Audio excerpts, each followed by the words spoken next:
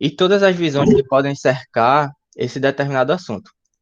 Ela é uma ciência que estuda informações, seu processo de captura, transformação, geração e, posteriormente, análise de dados. Ou seja, ela envolve dados do começo ao fim.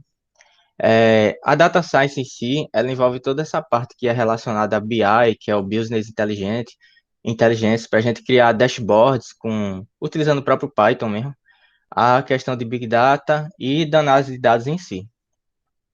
E o objetivo dela é da gente gerar insights e indicar caminhos a partir das análises que a gente realizou. Ou seja, ter um caminho mais certo do que fazer para não estar no escuro. Vou falar um pouco sobre as utilizações do Data Science. Eles podem ser usados em ferramentas de busca, ferramentas de publicidade, em jogos, sistemas de logística, inteligência artificial, sistemas de segurança, voos e controles aéreos e sistemas de reconhecimento, seja de voz ou facial. A gente podia citar vários exemplos aqui do nosso dia a dia para tudo isso. Um exemplo de publicidade, a gente tem o próprio Instagram e o Facebook. Quem nunca pesquisou algo na internet e quando foi ver o anúncio estava lá na própria rede social, para que a gente retornasse àquela busca, né, e voltasse a comprar. Isso também entra na questão da ferramenta de busca. Também tem os algoritmos do YouTube, onde você assiste um determinado vídeo e ele associa aquele determinado assunto e já gera outros conteúdos parecidos que você possa gostar. Então, tudo isso entra na área de inteligência artificial, ferramentas de busca, publicidade. Então, tá no nosso dia a dia, às vezes até mesmo sem a gente perceber. É, Feito disso, ela é muito usada em várias empresas reais, o Google mesmo, a Amazon, a IA, que é uma empresa de jogos, a Tesla nos seus próprios carros automotivos, que tem a questão de direção inteligente, que eu até vou falar um pouco mais sobre isso na parte de aprendizado de máquina. A data science em si, ela tem três pilares, então eu vou falar um pouco sobre cada um deles. O primeiro pilar é o problema.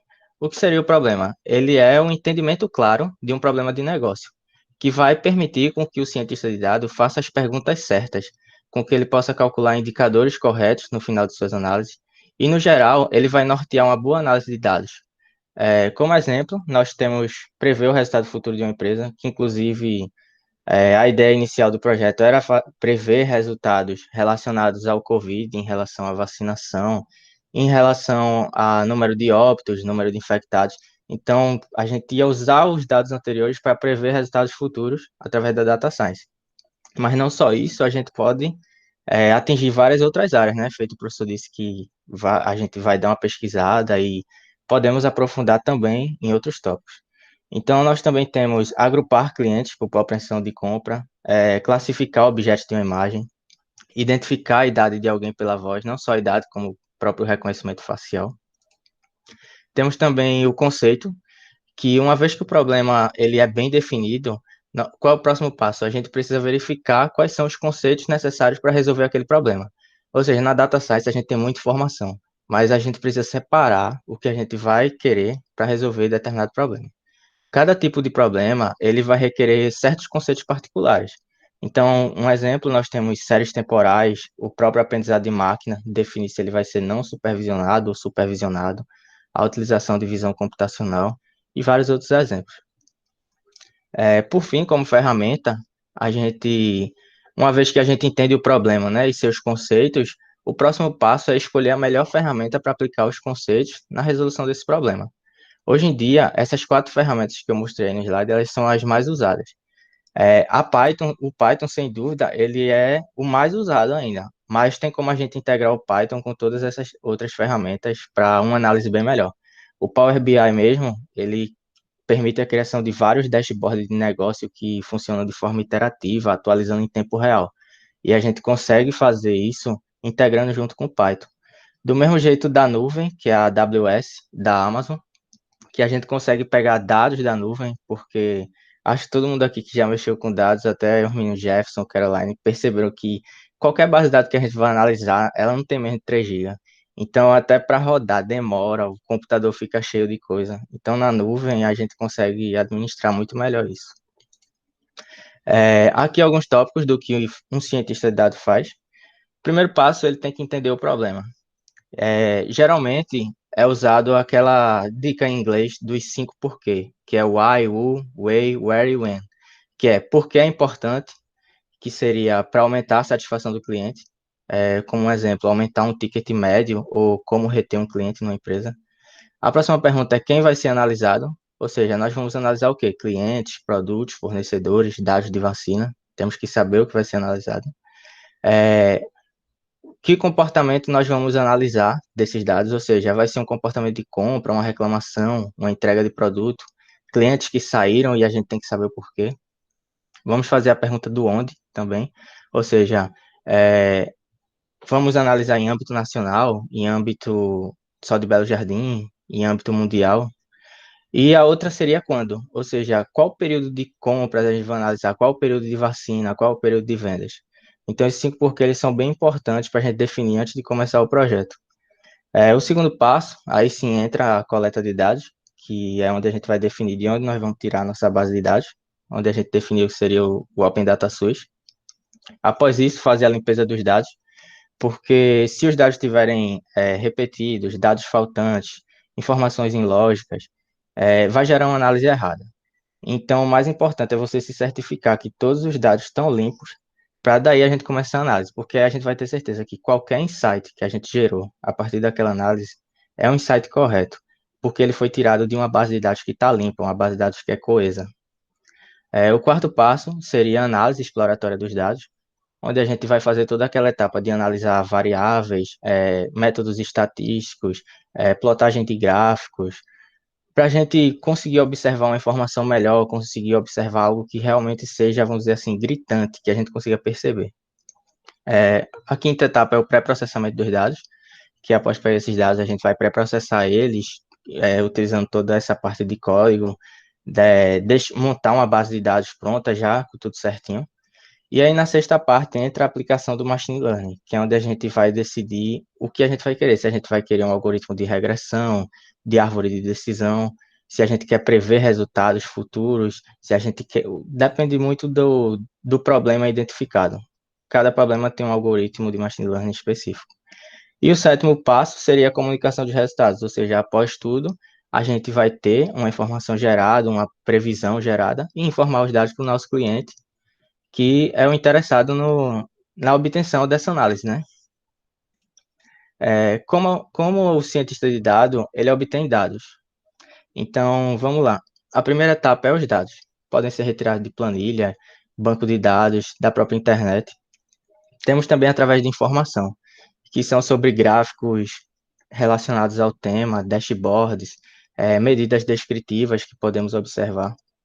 E o próprio conhecimento seria sobre fatos do negócio, o entendimento do próprio negócio, lógicas de ação do tipo, vou a campo entender como tal processo funciona para eu ter uma análise melhor.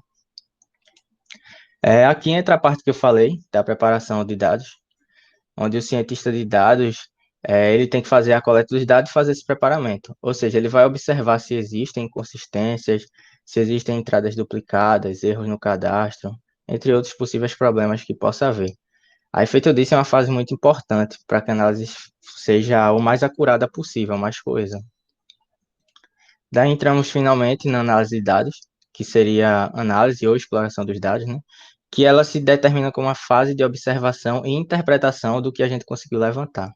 Nesse ponto, habilidades analíticas e criativas são a chave para chegar em ideias, porque não adianta só saber comando, você tem que ter um pensamento analítico, estatístico, para saber, beleza, eu tenho os dados, o que é que eu vou fazer com eles? Como eu posso transformar essa base de dados em algo visível para o meu cliente, ou algo visível até para mim, que me traga as informações que eu estou procurando. Então, a gente tem diferentes tipos de análise, que são análise descritiva, preditiva, prescritiva e diagnóstica. Aqui nós temos um pouco dos benefícios da análise de dados, que são tomadas de decisões mais assertivas, porque a gente não vai ficar mais no escuro, né? A gente vai ter assim, eu vou tomar esse caminho baseado nisso, ou seja, os dados estão me mostrando. Melhoria no uso do ativo de uma empresa, ou seja, no que ela está investindo dinheiro. Agilidade na tomada de decisão, isso faz com que a gente tome decisões muito rápidas e decisões corretas. Oportunidades para novos negócios. Muitas vezes uma empresa tem uma base de dados e ela não analisa, onde ali ela pode ver que pode surgir uma nova oportunidade para um negócio novo através da base de dados que ela está deixando escapar. A própria redução de custo, como prever resultados de um determinado setor, se está dando certo, se não está dando certo, ou por que não está dando certo, e com isso reduzir custos. E o aumento de produtividade, que seria meio que englobando tudo isso. No final, a empresa com certeza vai ter um ganho muito melhor de produtividade. Outra parte bem importante é os gráficos que a gente utiliza na análise de dados, porque os gráficos eles vão ser uma representação de mostrar os resultados que a gente obteve através da nossa análise. Ou seja, eles são um tipo da formatação de dados que vão expressar visualmente os valores numéricos, facilitando assim a interpretação de qualquer pessoa. Aqui eu separei 4 modelos de análise que a gente utiliza e qual gráfico a gente deve escolher melhor para isso. Então, se eu tenho uma análise de comparação, ela é quando a gente quer comparar determinados valores de uma variável, ou seja, de uma coluna, em relação com o tempo, por exemplo. Então, a gente deve utilizar gráfico de barras ou gráfico de linha. Aqui eu dei 2 exemplos, que seria para comparar categorias diversas e para comparar dados relacionados ao tempo, como dias, anos, meses. Temos também análise de distribuição, que é quando queremos verificar a frequência ou a variabilidade de algum valor, que a sua variável seja numérica. Então, aqui tem 2 gráficos bem famosos que a gente aprendeu muito em estatística, que seria o gráfico de histograma, que verifica a frequência de cada faixa de valor, e o box plot, onde a gente verifica a variabilidade, posição, outliers, inclusive outros valores que ele mostra para a gente, como quartis, mediana. Análise de composição, que seria quando a gente quer verificar o volume de uma determinada variável de forma estatística ao longo de um tempo. Ou seja, os mais indicados são o gráfico de barras empilhado e o gráfico waterfall ou cachoeira. E, por último, o gráfico de relação entre variáveis, que é quando a gente quer prever, um exemplo, o comportamento de 2 variáveis, se elas estão muito dispersas, se elas não estão. Então, quando a gente quer ver a correlação, a gente vai utilizar o gráfico de dispersão ou o gráfico de bolhas. Aí aqui a gente, após isso, entra na aplicação do machine learning. Mas muita gente sempre tem dúvida do que seria o machine learning e como a gente faz para o computador aprender o que a gente está querendo ensinar. Então, o machine learning, ele é o aprendizado de máquina, né? Esse termo machine learning vem do inglês. Ele é um método de análise de dados que ele vai automatizar a construção de modelos analíticos. Ou seja, ele é um ramo da inteligência artificial baseado na ideia de que todos os sistemas podem aprender com base de dados e identificando padrões e tomando decisões com o mínimo da intervenção humana e decisões muito assertivas. Então, o interesse renovado no aprendizado de máquina se deve que os mesmos fatores que tornaram a mineração de dados e a análise de dados mais populares do que nunca. Coisas como o crescente volume de dados disponíveis hoje em dia, processamento computacional, hoje em dia, 2 coisas que a gente tem muito que dizem que é o novo petróleo, que são os dados, e todo mundo sempre quer no seu sistema um processamento muito mais rápido. Não importa se hoje ele já roda em 1 segundo, a gente quer em menos, e sempre menos, para rodar, para ser mais poderoso e mais barato. Então, através do machine learning, dá para a gente tornar isso possível e tornar também essa grande massa de dados um armazenamento acessível. Bem, como a máquina aprende? Os processos de aprendizado de máquina, eles são assimilados da mesma maneira que uma criança consegue aprender. Isso é um exemplo que me fez enxergar bem como é o aprendizado de máquina. Um exemplo, o professor, ele tem a filha dele agora que está bem nova. Então, como é que ele vai ensinar para ela quando ela vê um cachorro, que aquilo ali é um cachorro? Então ele vai apontar para aquele cachorro, para a filha dele, e vai dizer: filha, aquilo é um cachorro. Filha, aquilo é um cachorro. De primeira, ele pode perguntar: filha, o que é aquilo? Ela vai dizer: não sei. Mas depois ela vai dizer: é um cachorro, porque o professor insistiu e ela aprendeu. Famoso aprendizado por reforço. Então, em determinado momento, ela vai aprender e toda vez que ela reconhecer aquela figura, ela vai dizer: aquilo é um cachorro. Porém, no momento que eu chegar para ela e mostrar um cavalo, ela vai chamar o cavalo de cachorro, porque ela nunca viu um cavalo antes e ela vai associar as características do cachorro ao cavalo, ou seja, anda em 4 patas, tem cauda, tem pelo. Então, mais uma vez, nós vamos ter que ir lá e ensinar ela: filha, isso aqui é um cachorro, isso aqui é um cavalo. reforçando sempre o aprendizado e supervisionando. Aí que entra o aprendizado de máquina supervisionado. Então, através daí, do aprendizado constante, ela vai conseguir entender e saber separar. Esse exemplo, ele é um exemplo meio assim, muito para o mundo da gente, né, para o mundo real, mas na aplicação de um código fica mais fácil mostrar. A principal ferramenta de machine learning que a gente utiliza no Python, que a gente pensou em utilizar no projeto, seria essa biblioteca, Scikit-learn. Eu não sei se Clebiano já utilizou ela alguma vez. Ela é muito simples e tem ferramentas eficientes para análise preditiva de dados.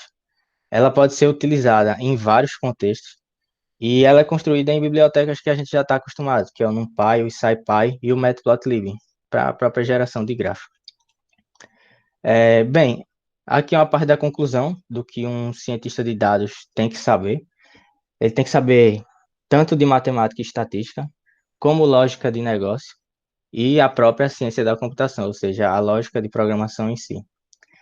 Aí o termo que faz, que eu até acho engraçado que é referente ao cientista de dados, é esse unicórnio aqui.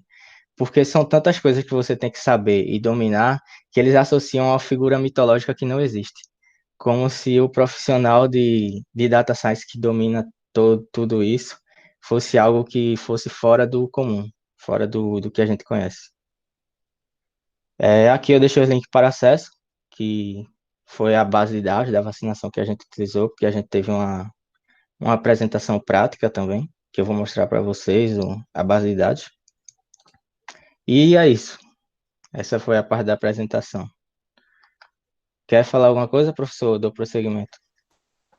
Não, Gabriel, tu faz só o seguinte, tu mostra o programa. Isso, mostra o programa, explica direitinho o que foi que tu fez no programa, e aí tá tudo bem, tá? Pronto, tá certo. Pronto, como aquela parte de base de dados, a nossa base de dados a gente está tirando daqui, do Open Data Source. São dados do governo que são abastecidos diariamente, referentes a 18 conjuntos de dados do próprio Covid, onde a gente tem casos de síndrome de respiração aguda grave, temos dados da vacina, registro de ocupação hospitalar. Então, aqui tem vários dados que a gente pode cruzar entre si e fazer diversos tipos de análise. A análise que eu fiz aqui foi referente à vacinação, em específico a de Belo Jardim. Aí, como eu fui mostrando passo a passo de como utilizar o Pandas e de como começa toda essa análise, Gabriel, tu pode só aumentar um pouquinho para a gente ver melhor, pode posso, ser? tá bom assim? Ah, eu tô conseguindo ver mais ou menos. Se alguém não estiver conseguindo, pode falar aí que aí o Gabriel aumenta mais, mas eu tô conseguindo relativamente. Tá bom, a DGT tá bom. Pronto. A principal biblioteca para análise de dados do Python que a gente utiliza é o Pandas. E o nome desse ambiente é chamado Jupyter Notebook. Ele é muito diferente de uma IDE de programação, porque aqui a gente executa código por esses blocos, como se fossem células do Excel. E não feito a gente estar acostumado no IDE de executar o programa de uma vez e ele rodar todo. Todas essas bases aqui, como vocês podem ver, todas têm dados em CSV. Pouquíssimas têm API. E na análise de dados, a gente utiliza muito a base CSV. Então, foi o que eu exportei para cá, para usar. Ou seja, eu baixei esse dado essa planilha de vacinação do dia 31 de julho. E aqui eu criei uma variável de dados, passei o comando para ler a base de dados e separei cada base de dados por ponto e vírgula, que é o padrão do CSV. Aqui só testando, eu mandei exibir na tela a base de dados. Como vocês podem ver, ele retorna aqui toda a base. Por padrão, ele retorna os 5 primeiros dados, reticências e os 5 últimos. Só para a gente ter uma ideia. Aqui temos todas as colunas, ou seja, informações de paciente ID, idade, data de nascimento, sexo. E vários dados aqui são irrelevantes, dependendo da análise que a gente vai fazer. Como vocês podem ver aqui, ele tem mais de 5 milhões de linhas, ou seja, mais de 5 milhões de dados, distribuídos em 34 colunas. São 34 colunas de informação. Então, um passo bem importante é a gente filtrar o que a gente vai trabalhar dessas colunas, para conseguir diminuir um pouco essa base de dados e ganhar uma performance melhor. Aqui eu botei alguns comandos básicos de como a gente retorna informação. porque essa parte é bem importante no tratamento dos dados. Um exemplo, quando eu boto ponto .info, eu consigo visualizar todos os nomes das colunas que eu tenho e seus tipos. No Pandas, a gente tem três tipagens. É o próprio objeto, o inteiro e o flutuante. O flutuante seria qualquer valor com ponto decimal, ou seja, 9.6, 5.4. O inteiro são valores inteiros. E tudo que não for inteiro ou flutuante, ele é tratado como objeto, ou seja, caracteres alfanuméricos, que misturam letras com números, as próprias strings, objeto, tudo vai ser tratado como objeto, que não for inteiro ou flutuante. Então, a primeira coisa que a gente tem que olhar aqui é, se eu tenho algo relacionado à idade, então a idade tem que ser número inteiro. Ela não pode vir como objeto. Então, isso já começamos a nossa análise daqui. A mesma coisa que se eu tenho sexo, sexo aqui, vocês podem perceber que ele não está retornando como 1 ou 2 ou 0 ou 1. Ele está retornando como MF. Então, esse dado tem que ser retornado como objeto. Então, aqui começa a nossa primeira análise. A gente vai analisar todas as tipagens das tabelas. Aqui eu botei um ponto head, que é o comando que a gente exibe os 5 primeiros, do mesmo modo que o ponto tail exibe os 5 últimos. Aqui é um comando que eu quero retornar os valores únicos de uma determinada tabela. Ou seja, aqui eu tenho 5 milhões de dados, porém, vários dados são repetidos. Eu só quero os valores únicos. Aqui um exemplo bom que eu pude pegar disso é, a gente tem 5 milhões de dados na tabela que tem o nome do fabricante da vacina. Certo, mas eu quero saber quais são os fabricantes. Ou seja, eu só quero aquelas instâncias que não se repetem. Para minha análise ser melhor, eu quero saber quais são e quantos são. Então, através do comando unique, eu consigo retornar o nome de todos os fabricantes de vacina. Aqui eu posso analisar por colunas em específico, ou seja, eu pego minha base de dados e passo exatamente entre colchetes o nome da coluna que eu quero. Lembrando que o nome da coluna tem que estar exatamente igual ela está aqui, ó. Então, a minha sugestão é, sempre que a gente for fazer isso, vir aqui, copiar e colar para não ter erro. Percebam que ele retorna aqui, ó, a coluna específica e várias informações, como o tamanho, 5 milhões de dados e a sua tipagem. Aqui nós podemos analisar vários dados estatísticos, que é a média, o desvio padrão, o mínimo, o máximo, o primeiro, o segundo e o terceiro quartil. Ele já retorna tudo isso para a gente e a própria quantidade que foi encontrada.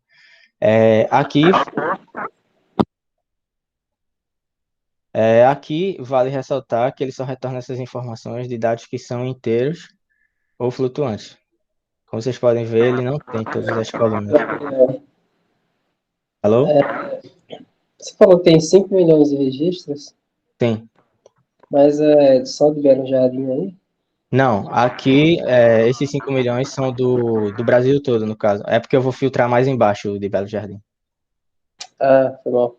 Aí, aqui, por enquanto, ele está retornando de todo o Brasil. Aqui a gente tem uma verificação bem importante, que são de dados nulos, dados que estão faltando, que a gente não pode ter na nossa base de dados. Ou seja, a gente tem que arrumar alguma forma de tratar dados nulos. Ou seja, dependendo do número, a gente analisa se é melhor excluir aquelas instâncias que têm dados faltantes, se é melhor a gente geralmente um processo estatístico que se faz é um exemplo. Eu estou analisando idades. Então eu percebi que na minha base de 100 pessoas está faltando 15 idades. Então não vai ser legal eu excluir 15 idades. Então o que é que eu posso fazer? Eu posso pegar a média de quem tem idade e substituir esses 15 e o dado que está faltando pela média da idade. Porque é um meio de trabalhar melhor essa análise para que a gente não exclua as 15 instâncias, porque ali tem outros dados que vão ser utilizados em outras análises, e ao mesmo tempo a gente não prejudica a média de dados que já foi calculada. Então percebam que aqui a gente tem vários dados faltantes, em algumas até não, que são as mais importantes, não tem dados faltantes, em outras bem pouco, que seria o caso de ignorar, um exemplo. O certo é a gente analisar a porcentagem. Se eu tenho 5 milhões de dados, 3.148 é relevante, tudo bem eu excluir. Normalmente a gente exclui até 5%, se for 5%. Aqui vocês podem perceber que 553 mil já é uma taxa bem mais preocupante. Porém, se formos analisar, é o CEP. Então, eu não preciso tanto do CEP, se em outras tabelas eu tenho informações referentes à cidade, onde já vem toda preenchida. Um exemplo aqui, ó, município nome, não tem dados faltantes. Então, eu não preciso trabalhar com a coluna de CEP. Eu posso simplesmente trabalhar com essa coluna. Então, todas essas análises a gente vai fazendo antes de começar a tratar os dados. Aqui, da mesma forma que eu quis mostrar os nomes dos fabricantes de vacina, com esse comando value count, eu consigo mostrar as cidades e quanto de doses foi aplicada. Então, Recife está em primeiro lugar, com 1.104.000, e assim vai seguindo. Lembrando que ele mostra sempre as 5 primeiras e 5 últimas. Caso a gente queira ver em específico, é só passar aqui, colocar um igual igual e colocar o nome da cidade. Vou mostrar isso um pouco mais abaixo. Temos como retornar esse dado em porcentagem, se ficar melhor para ver, fazendo esse tratamento aqui de programação, colocando normalize igual a true e dando um mapeamento.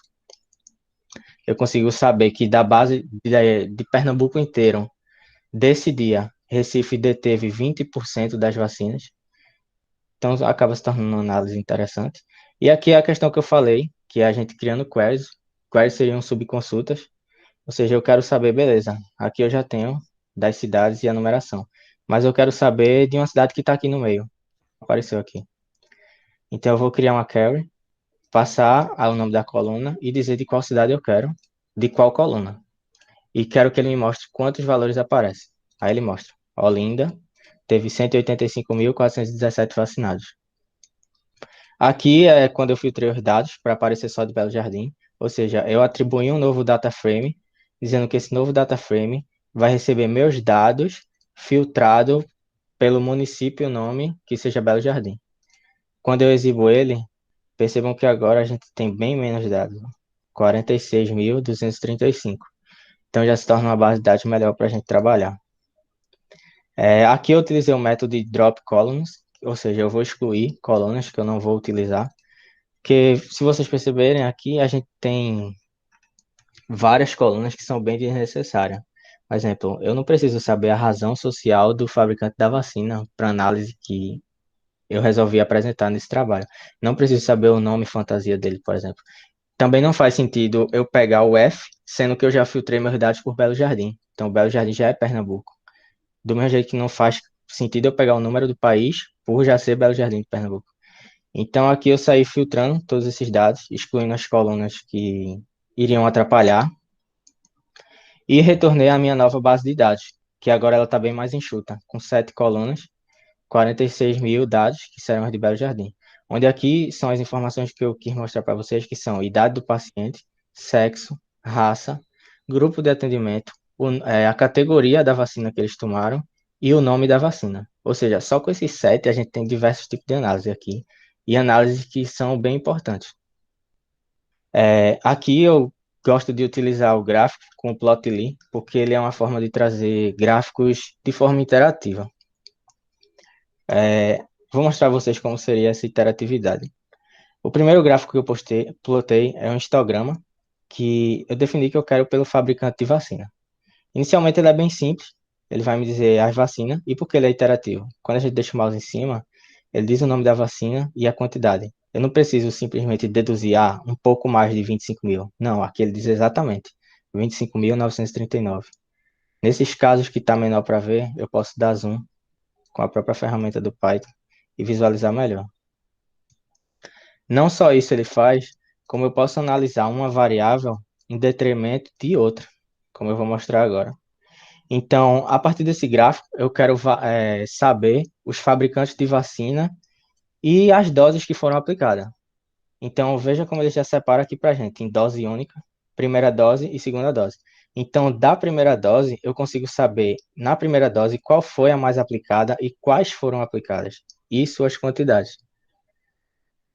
Então, eu quero essa informação do fabricante da vacina para as minhas 7 colunas aqui, porque eu quero analisar a relação com idade, a relação com raça.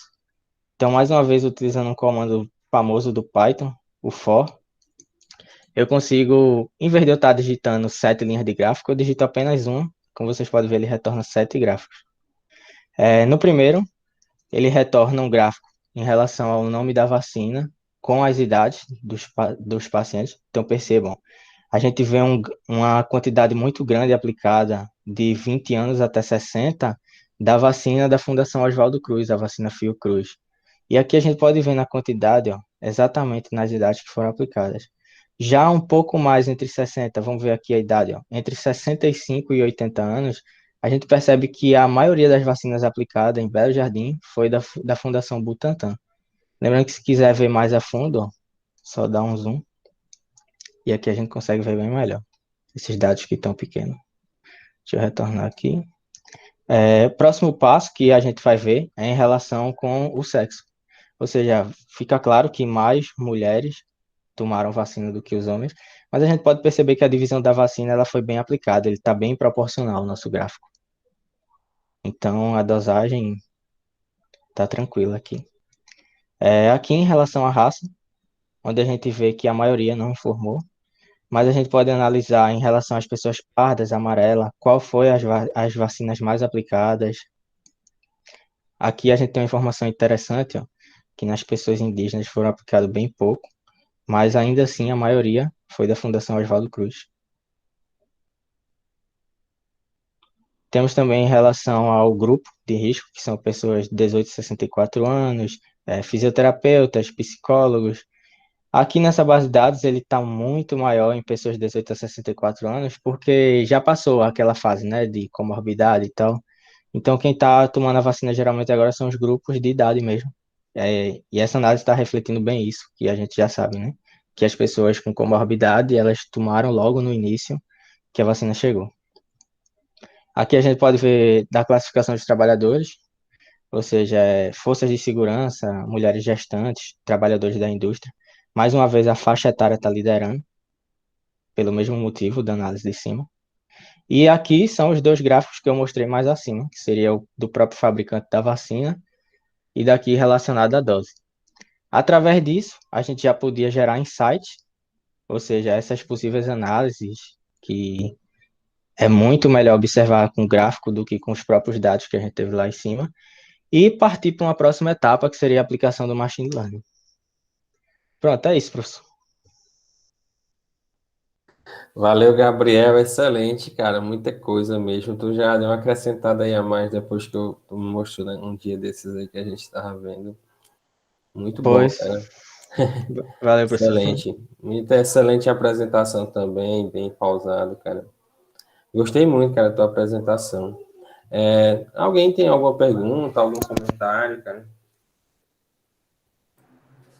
Rapaz, eu queria só tirar uma dúvida, porque ele falou que não seria, por exemplo, né? Não sei se ele vai manter, não seria importante colocar o nome da empresa, né? O nome fantasia, e de repente ele mostra, né? No gráfico, alguns nomes, né? Ah, essa vacina foi da AstraZeneca, ou essa vacina foi de não sei o quê.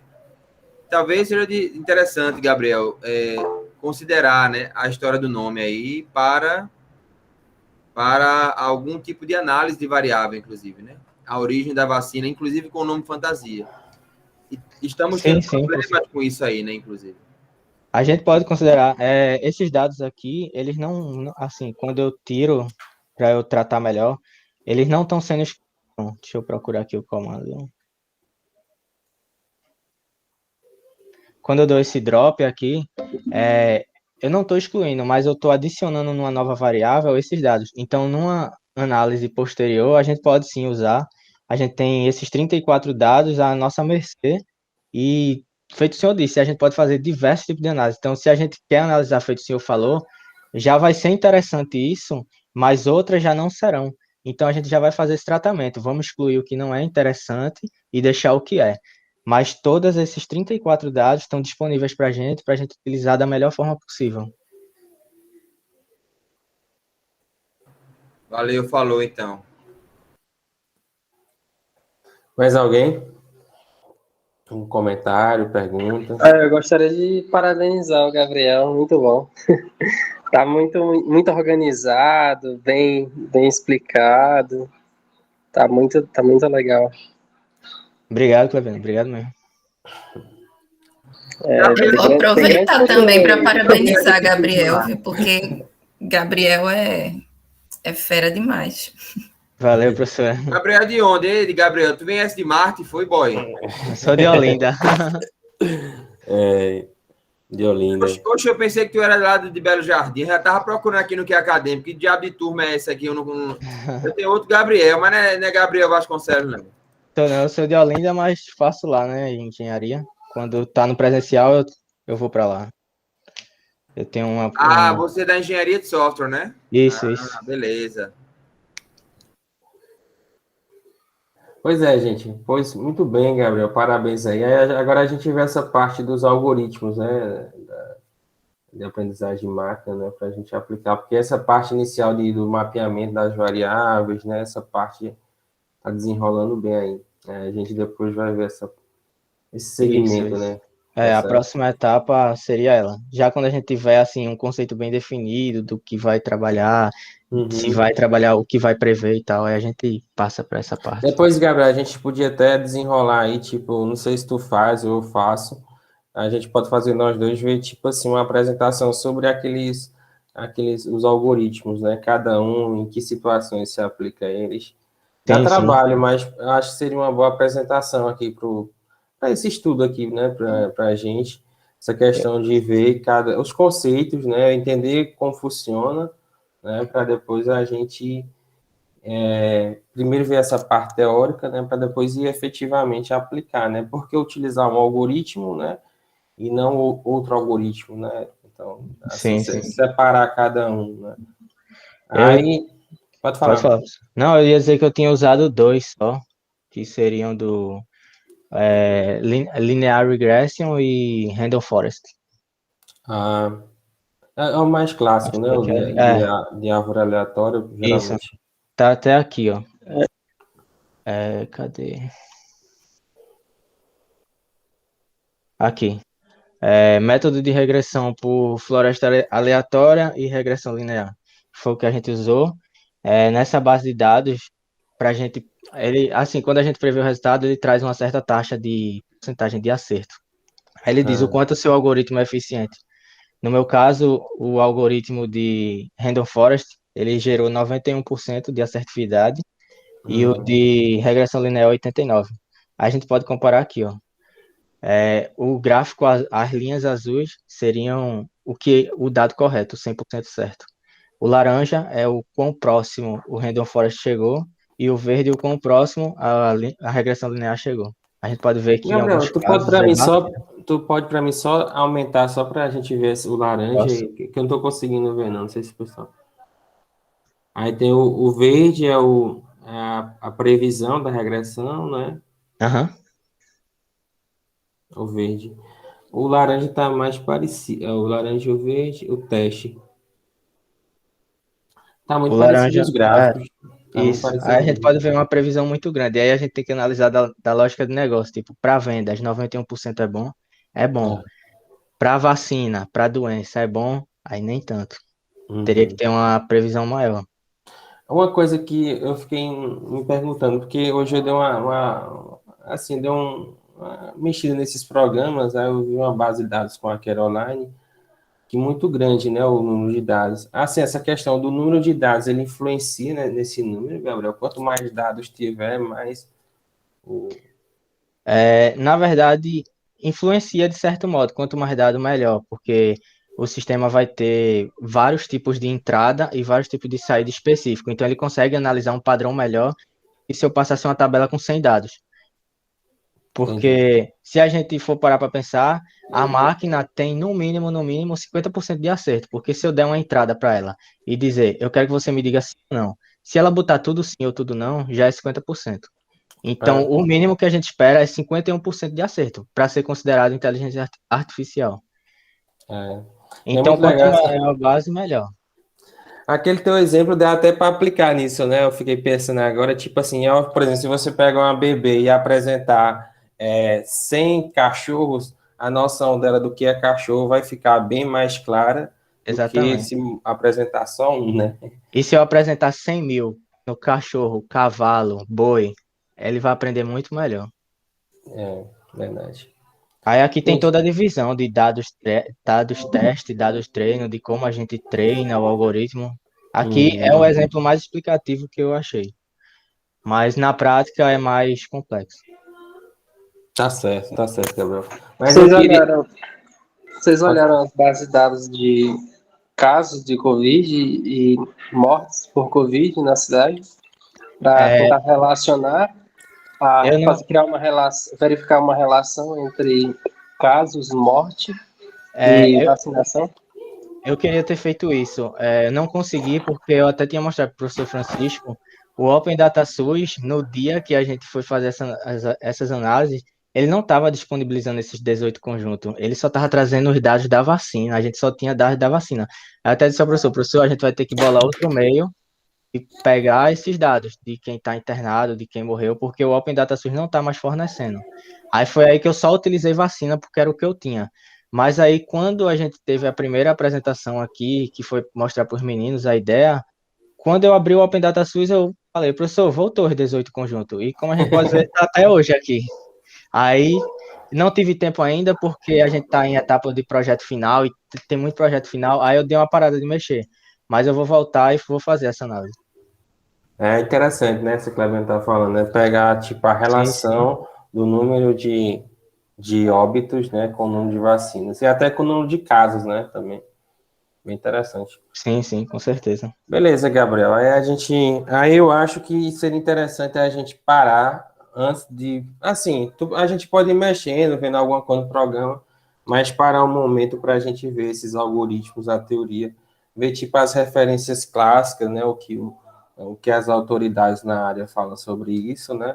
Tem até um livro que é Os Caras Respeitados, que eu tenho aqui, que eu comprei, que é até uns caras da USP, né? E tem, acho que até a Tereza, né? Que é lá do Centro de Informática, né? Do Departamento de Informática da UFPE, que ela faz esse livro. Aí a gente vê o que é que esse pessoal fala sobre isso, tentar entender bem legal, aí depois a gente começa aplicando, né? Tipo, assim, eu estou falando no sentido da gente, da discussão, né? Do grupo aqui, de falar sobre isso, da teoria, o que é que as autoridades falam sobre isso, para depois a gente começar a ir aplicando, né? Mas a gente vai fazendo, misturando os dois, mas antes a gente tem que fazer uma apresentação desse tipo. Assim, pelo menos eu acho que seria ideal, né? Pode Tranquilo, ser? professor. Pode Pronto. ser. Beleza, gente. Vamos. Valeu, Gabriel. Parabéns aí. Vamos ver Obrigado, agora com o professor. Jefferson e a Caroline. Pois é, o Gabriel nem começou ainda, né, Gabriel? A tua iniciação, né? Vai É, começar no dia 1º de setembro, onde já está mostrando serviço. Isso aqui é é. ser eficiente. É porque eu gosto muito de Python, aí quando o senhor mostrou a ideia, eu já saí fazendo. Mas vai dar certo, a gente faz um TCC disso aí, vai dar tudo certo.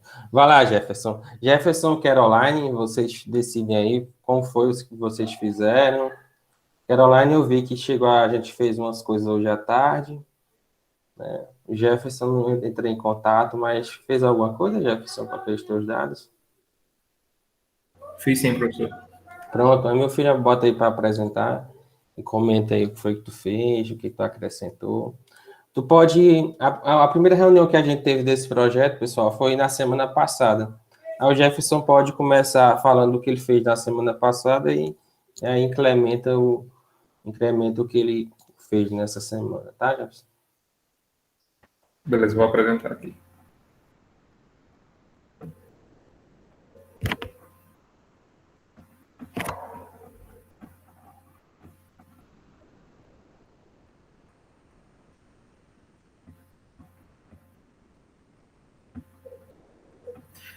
Tá. O que eu fiz nesse programa foi ler os dados do DataSUS também, dos infectados e dos óbitos da Covid-19. E aí, a primeira coisa que eu fiz foi importar duas bibliotecas, que foi a Pandas e a Matplotlib.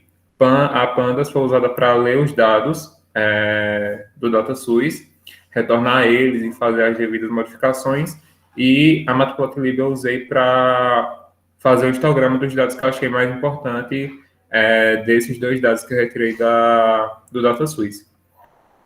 Então, aqui o primeiro passo foi importar essas duas bibliotecas. O segundo foi ler os dados. que aí eu criei duas variáveis, o dados infectados, que vai pegar os dados só dos infectados da COVID, e o dados óbitos, que vai pegar só os dados dos óbitos da COVID. E aí, para ler, eu coloquei a função pd.read_csv, o arquivo, e separei ele por ponto e vírgula. Aí a mesma coisa eu fiz com o dado de óbitos. Daí aqui eu só vou retornar os dados para visualizar. Esses são os dados dos infectados, não está só de Belo Jardim, está no Brasil. E o dado de óbitos é esse daqui também. Certo, aí o que foi que eu fiz?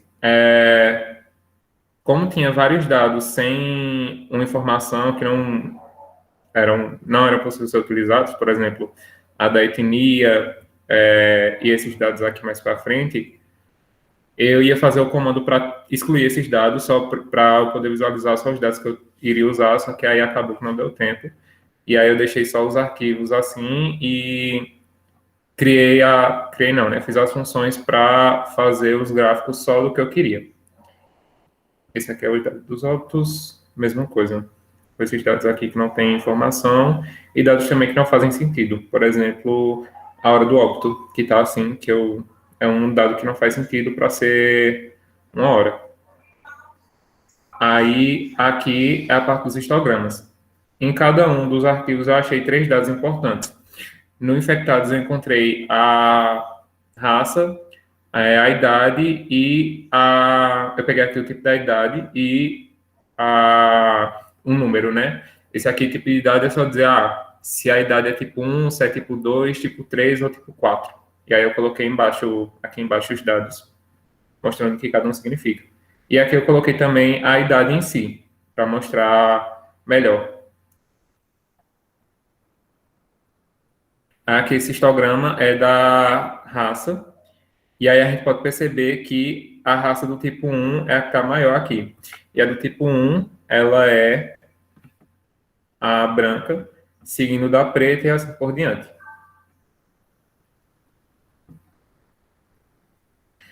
Esse outro dado aqui vai ser do tipo de idade. Eu acho que eu não consigo dar zoom aqui, mas o tipo 1, que é de 0 a 18 anos, se eu não me engano, deixa eu olhar aqui.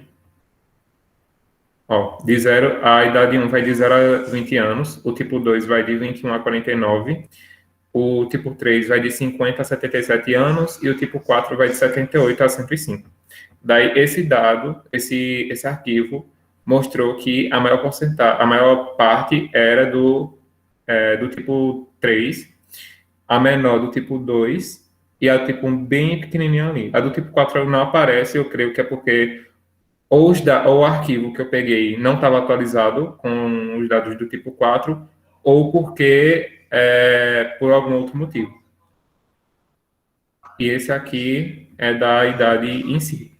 A gente pode perceber que pessoas com mais de 50, entre 50 e aqui para 90 anos são as idades, né, as maiores que tem, e enquanto as menores são de 90 para cima, né, de 50 até chegar em 40, 30, 20, e aqui são as menores idades.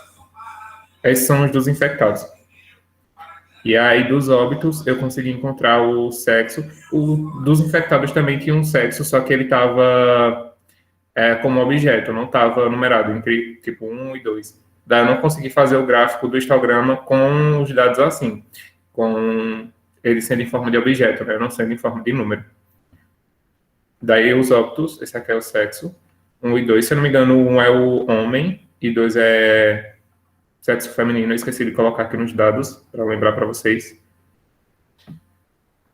Esse é da raça cor, que é tipo 1, tipo 2, tipo 3, tipo 4 e tipo 5. Daí eu coloquei aqui embaixo. Esse daqui. 1 branca, 2 preta. Aí os que são 99, que não está aparecendo aqui, é o que não tem informação. Então, eu percebi que nesse arquivo, pelo menos aqui no gráfico que está sendo plotado, toda a coluna de raça está preenchida com alguma informação. até porque se não tivesse, apareceria 99 aqui. Ou não aparece porque o gráfico a forma como eu utilizei, como eu fiz o gráfico, né, não mostra isso. E aqui é a escolaridade. Aqui a escolaridade está indo de 1 a 9. Aí aqui são os níveis de escolaridade. Que ela vai de 1 a 12. Aí vai de fundamental, vai de incompleto para completo, né? Então tem fundamental incompleto, fundamental completo. Daí, nesse gráfico, a gente pode perceber que o maior é esse que está no 3. E o nível 3 é das pessoas que possuem médio incompleto. Na verdade, todos os que têm, assim, o gráfico bem maior, né, o histograma bem maior, são os que têm, geralmente, ou incompleto, tipo 1, que é o fundamental incompleto, e aqui que já é o médio incompleto, enquanto os que já têm uma escolaridade superior, por exemplo, os que têm um nível superior, né, ou que têm uma pós-graduação, não tem esses gráficos, não tem essas barras tão grandes quanto essas daqui. E aí foi isso que eu fiz. Muito bem, Jefferson. Assim, depois só que a gente eu até comentei isso com o Gabriel, essa questão dessas porcentagens, né? Tipo assim, que às vezes é interessante fazer uma relação, né? Porque você pega um dado e aí simplesmente esqueci aqui qual foi o dado uma vez que eu vi com o Gabriel, sobre a questão de cidades, por exemplo, né? Por exemplo, se você botar no gráfico lá o dado da cidade do Recife, né? Então o dado vai lá para cima, né? Só que se você colocar, por exemplo, outro caso, né? Belo Jardim. Então o gráfico da barra de Recife e Belo Jardim vai ter uma diferença enorme, né? Tipo assim, pelo que sai nesses dos dados, né? Porque na cidade de Belo Jardim tem menos população do que no de Recife, né? Só que aí o que acontece, seria interessante a gente às vezes pega esse percentual. Será que, por exemplo, o percentual de vacinado das pessoas de Belo Jardim é maior ou não do que de Recife, né? Simplesmente quando você coloca as duas barras, não dá para você chegar a essa conclusão, né? Aí, por exemplo, essa questão dos óbitos mesmo, seria bem interessante depois a gente ver. É só colocar uma coisa que dá para a gente depois dar uma analisada, ver se dá para fazer no Python. Certamente tem um jeito, né? Que é tipo assim, por exemplo, você pegar o percentual de pessoas, né, que tem, por exemplo, não tem o ensino médio completo, que foi infectado. Será que teve óbito, né? Por exemplo, será que esse número é maior do que as pessoas de nível superior, né?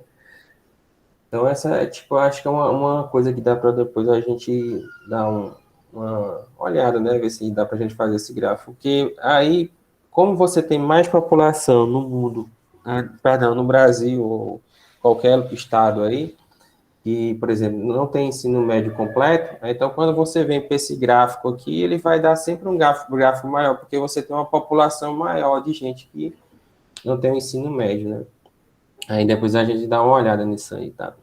Mas, muito bom, Jefferson, aí você conseguiu aí fazer o que a gente estava atendendo, né? Mostrar alguns gráficos a partir, fazer essa parte inicial, que é essa questão do mapeamento das variáveis, né? Entender qual o dado relevante, qual o dado irrelevante. Eu vejo que você já está bem avançado nessa parte, né? De entender, a escolaridade, ela afeta ou não, né? Então, é uma questão que você tem aí de estudo, né? Será que a escolaridade, uma pessoa que estudou, ela tem aquela noção mais abstrata do que é um vírus, de como se cuidar, do que, por exemplo, uma pessoa que não estudou? Então, esses dados dá para você ter essa visão, né? De tentar entender o problema, né? Dessa questão do número de óbitos. É isso, Jefferson. Aí depois a gente vai ficar olhando mais, né? Vendo mais essa questão dessas variáveis. E aí a gente vai para aquela outra parte, né? Mas por enquanto é bom ficar vendo cada variável, fazer essas limpezas aí. Tá certo? Alguém quer fazer um comentário, gente? Seria legal não ter os gráficos serem autoexplicativos, não ter que rolar para baixo aí para ver o que cada coisa significa. Eu ia as falar sobre categorias. isso agora também, se não teria como colocar essas informações direto no gráfico. Eu acho que tem, porque quando o Gabriel estava apresentando, ele fez o gráfico e colocou lá as informações do lado. Só que eu não sabia fazer dessa forma. Aí a única forma que eu achei para fazer foi usando essa função. Aprender com o Gabriel agora. Qual é o comando, Gabriel? É porque minha base de dados veio nomeada, no caso não veio numérica, mas tem como a gente fazer essa alteração. A gente pega uma query daquela, uma subconsulta, e onde tiver letra 1, número 1, por exemplo, a gente vai trocar pelo nome que a gente quer. E depois a gente plota o gráfico da nova tabela. Uhum. Tá certo. Valeu, Jefferson. Parabéns, cara. Você teve pouco tempo, né, para fazer isso aí. E a gente também, todo mundo tá com tempo curto. E a Caroline. Parabéns, Jefferson. Caroline, Parabéns, Jefferson. Obrigado, obrigado. Caroline, cadê você? Eu vou entrar aqui com o notebook. Eu já vou começar para entrar e apresentar.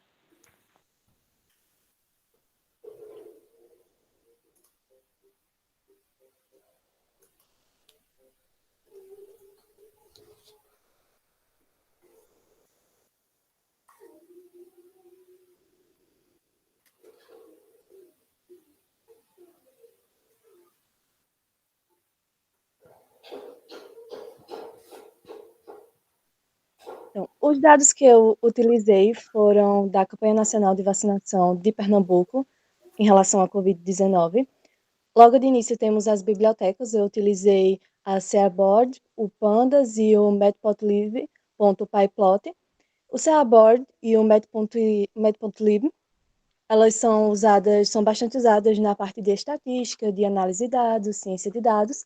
Eu acabei não utilizando o Matplotlib, que seria para plotar na tela, mas aqui eu já consegui, só com o Seaboard. E o Pandas é na parte de importação dos dados. Aí abaixo das bibliotecas, eu fiz a importação do banco de dados com os dados referentes à vacinação de Pernambuco e coloquei dentro da variável df. Aí abaixo, esse comando que vem depois de dados gráfico é só para mostrar a tabela. Eu também fiz uma limpeza.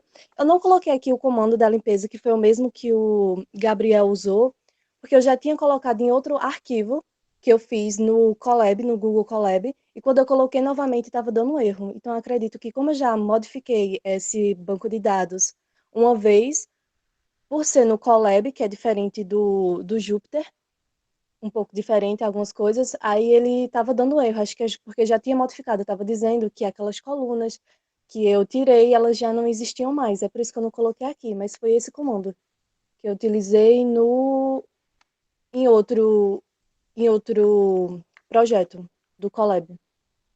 Tipo, limpou uma vez, já ficou. Aí eu tirei algumas colunas que eu não acharia relevante agora utilizar.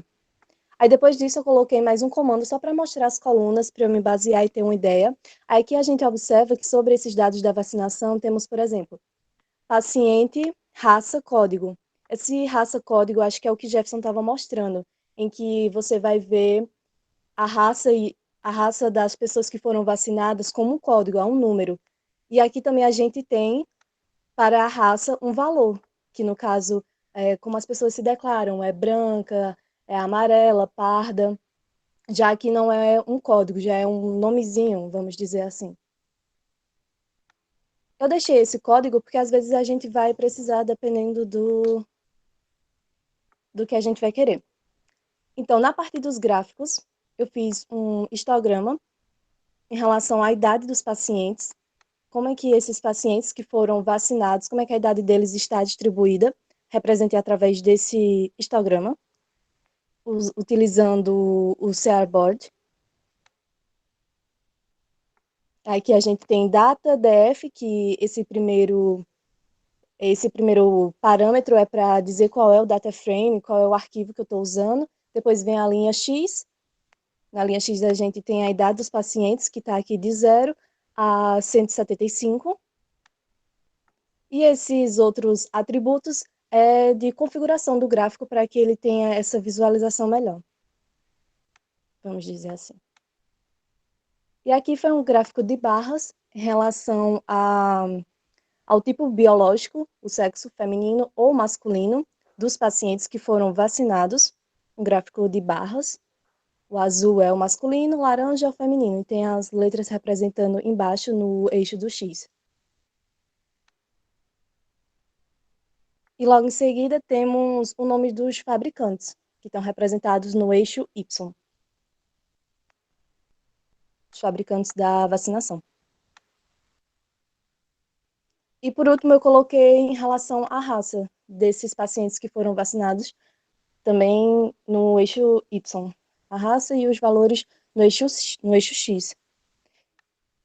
Esses valores, eu esperava que eles fossem maiores. Eu não sei se é porque dados como o nome do fabricante e o paciente, eles não são em float, por exemplo, eles são em objeto, e eu ainda estou começando a estudar essa parte de objeto, porque esses daqui, esses primeiros que foram em relação à idade, eles foram números, vamos dizer assim, né, o float. Aí eu consegui contabilizar eles melhores.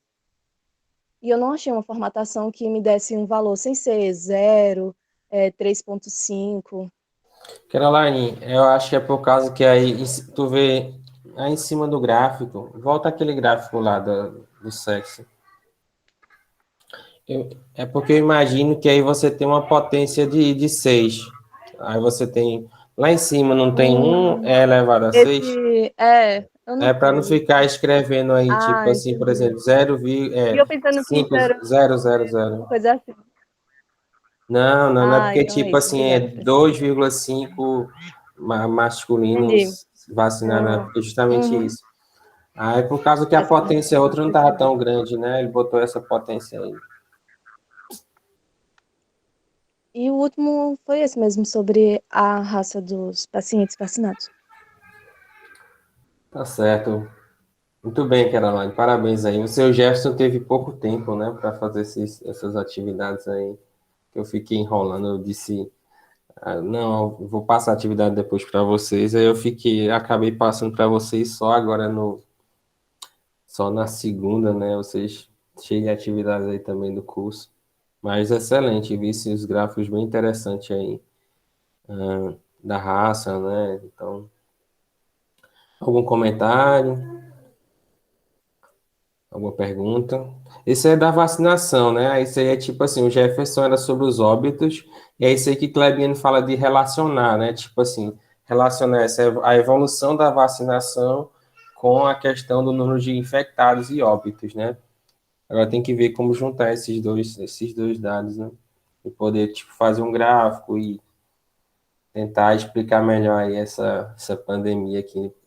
A ideia do projeto é pegar essa parte do Agreste, né? Separar os municípios, né? Para a gente fazer, ou fazer. Pode começar inicialmente a gente fazer só com Belo Jardim, esse estudo, né? Como o Gabriel fez lá nos dados dele. Pegou o banco de dados, aí separou pela cidade de Belo Jardim, ou a gente pegar esses dados do Agreste, né? E aí separar elas. E aí fazer essa análise. Muito bem. Aí depois a gente Pode parar a vê. apresentação? Pode parar. Só uma observação. Parabéns, Caroline. É só uma observação com relação ao histograma, porque ficou até 175 anos, né? Foi você que definiu, Caroline? Ficou até 175, mas não teve valor para eles. Foi quando eu defini aqui com essas entradas. Sem elas, esse KDE até o BINS, sem elas, ele fica com uma configuração muito estranha. Aí eu coloquei elas e achei que ele ficou melhor assim. Uhum. É porque eu tinha pensado, e se diminuísse essa idade, se o histograma ficaria mais centralizado. Pelo menos até 125, né? É. Aí Eu seria vou tipo mexer. assim, né? Controlar esse eixo, né? Dizer, ó, vai ser de 0 até 125, né? Deve ter os comandos, Caroline, que a gente O controla isso aí. comprimento do eixo X. É controlar os parâmetros do eixo X, né? Na verdade é só por questão de apresentação mesmo. Porque aí eu acho que ele só fez o seguinte, ele só leu lá do banco de dados, né? Ele não fez essa configuração. Mas parabéns, Caroline. Foi ótimo. Pronto, Obrigada. gente. Agora a gente vai, os iniciantes aí agora. Começou o mais experiente aí, o Gabriel no assunto, aí os médios aí. Agora a gente vai, o pessoal tá iniciando aí com Python, né? A Letícia. A Letícia e o Wilson. Deixa eu ver se o Wilson tá aqui. O Wilson estava com problema no computador. Não sei se ele chegou a fazer alguma coisa na parte de programação. Mas a Letícia tem alguma coisa aí, né, Letícia, para apresentar para a gente? É sim. Pronto, tu pode ficar tranquila, Letícia, tá? Então, assim, não precisa ficar preocupada, não. É a primeira apresentação da Letícia, tá, gente? Aí, talvez ela tenha ficado nervosa, mas explica do que tu fez, as dúvidas a gente depois tira, tá certo? Tá Não bom. fique preocupada, não, tá? Eu sou fã de vocês, que eu, com a idade de vocês, eu nem sabia se existia Python, era jogando bola, não sabia fazer nada de programação. Fui estudar programação na graduação. Mas vocês estão começando bem. Eu mal sabia ler. Pois é, nem sabia ler, né, Clebiano? Pois é, Letícia. Aí tu só bota a apresentação e comenta o que você entendeu, o que você fez. Só o fato de você estar usando o Jupyter, ter um ambiente já é uma evolução, tá? Pode ficar à vontade. Tá bom. Deixa eu só apresentar aqui.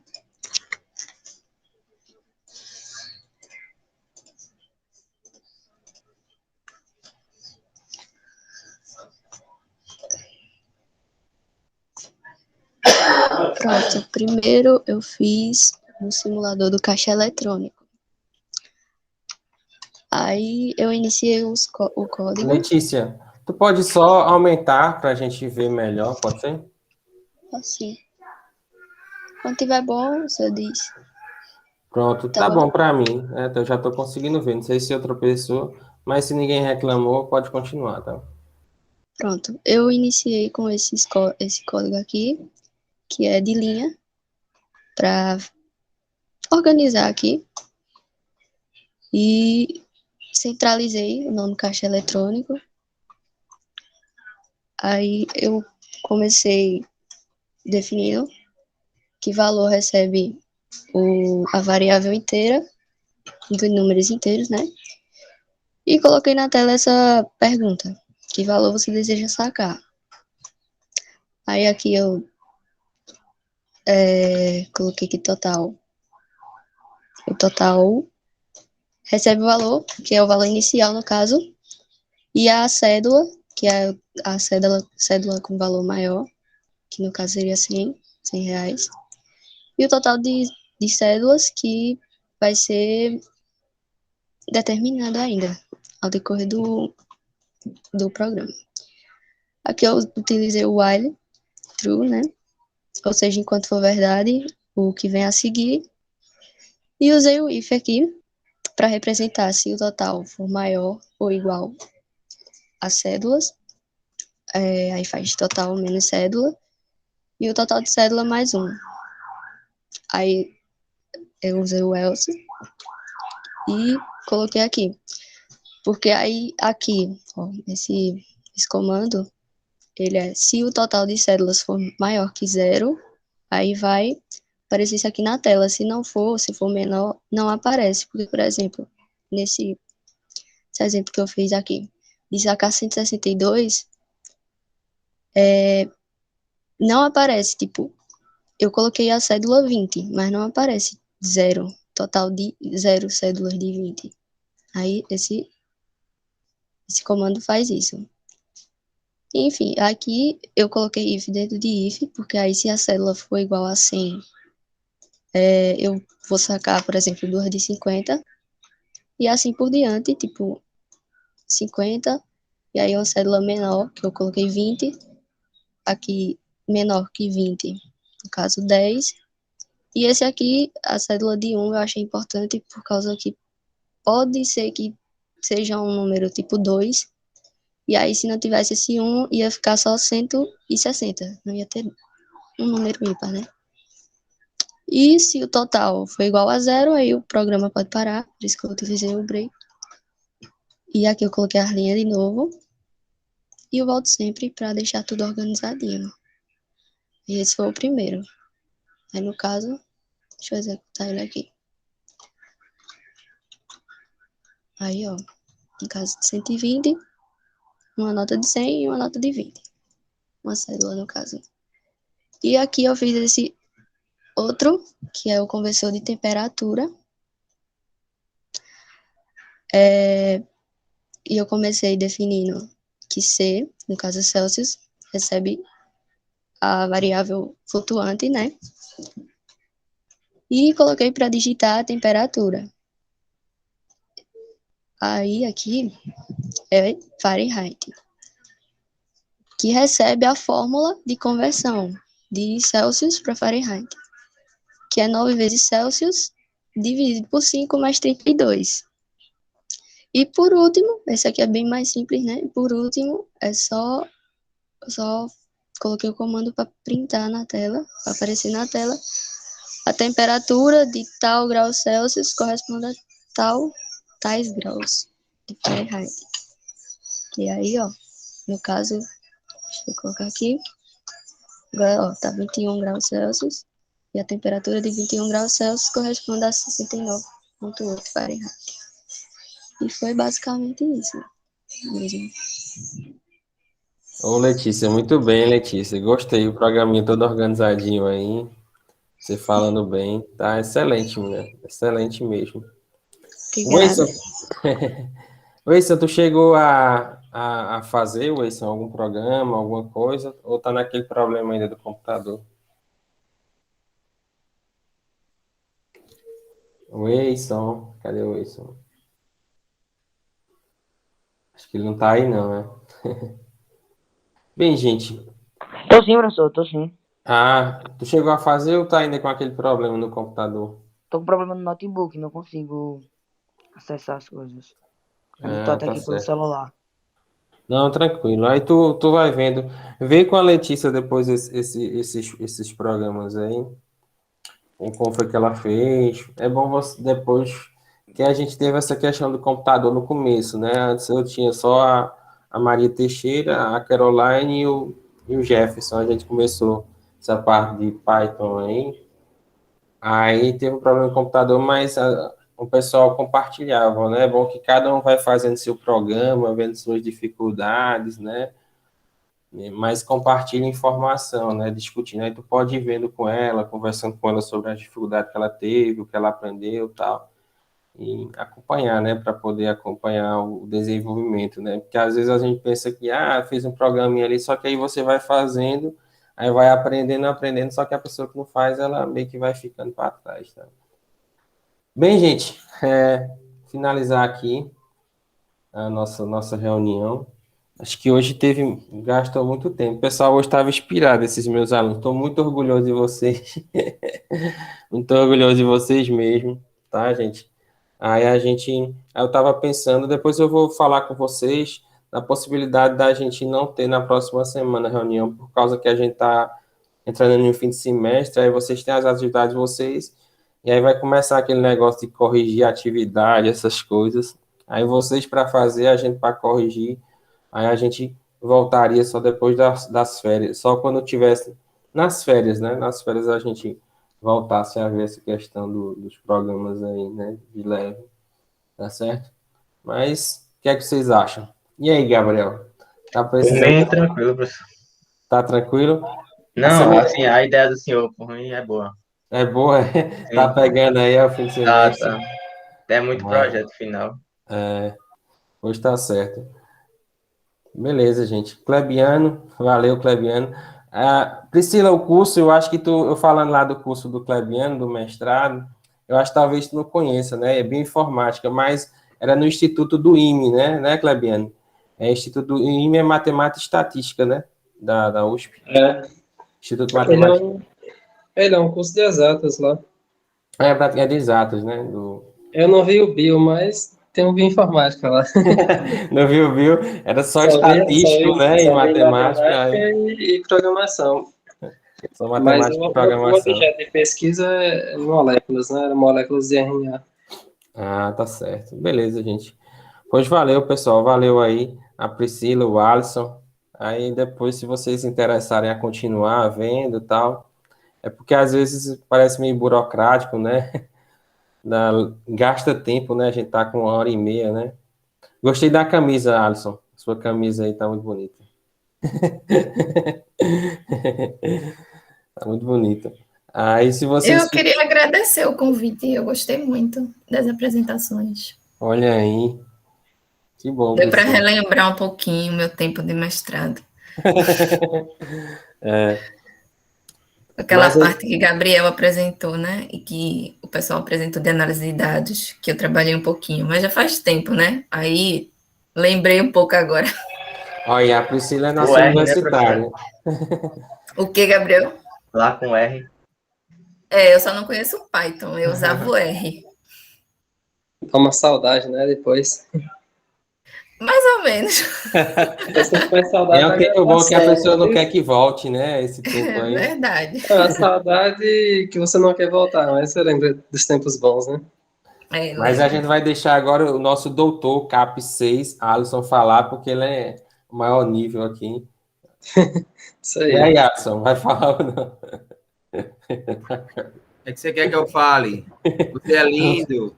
Muito obrigado. Não, Eu acho queria que primeiro você... parabenizar, na verdade, né? Os colegas, eu deixei vocês darem os parabéns para cada um, mas eu vou deixar para o final para dar para todos, né? Inclusive, achei que estava fora do grupo de tanto tempo que não tinha participado da reunião, né? Eu já quase me humilhei para participar dessa, mas eu queria mesmo assim agradecer. Priscila, você foi convidada, né? Eu me convidei, entendeu? É diferente, né?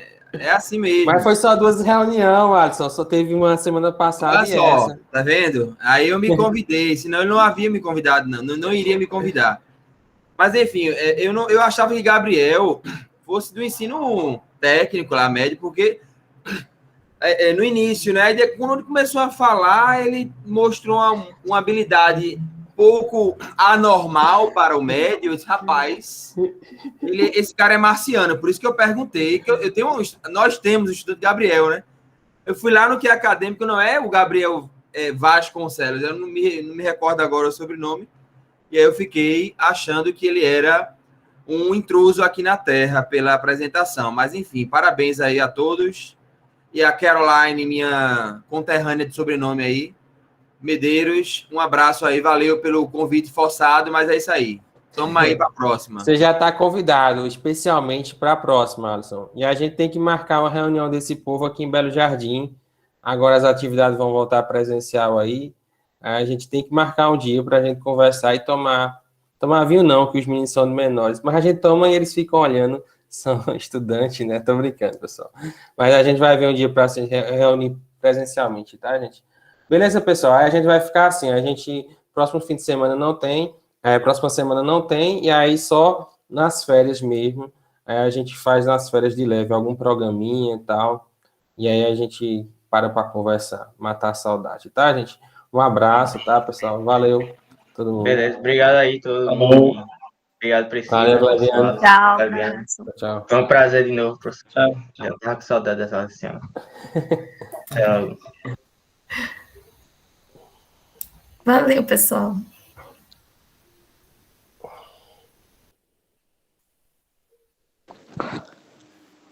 Professor, Opa, Wilson.